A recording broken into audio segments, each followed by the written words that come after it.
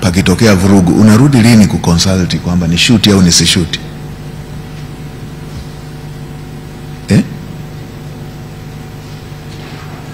Halafu na tunaona idadi kubwa ya askari wamepoteza maisha yao. Nani kaweka oda washutie?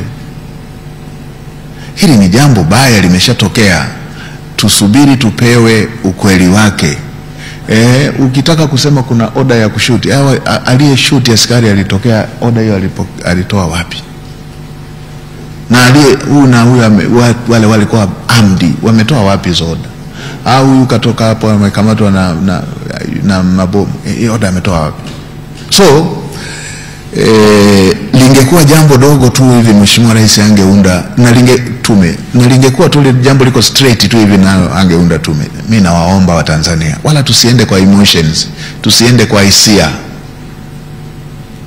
Jambo la kufanya, twendeni tusemezane wote, tujitenge na jambo lolote linaloweza kutupeleka kwenye kile kilichotokea. Hata hii amesema mnajiandaje, tunasikia kuna tetesi za Disemba 9. Rai yangu kwa Watanzania wote, mwenye dukuduku na yule ambaye anakajambo, ana kero yeyote ile, tujitenge na tuambizane, tukatae kwenda tena kwenye mambo ya aina hiyo. Tumbakize adui pekee anayemezea mate rasilimali za nchi yetu. Tusiende kwenye utaratibu wa aina hiyo.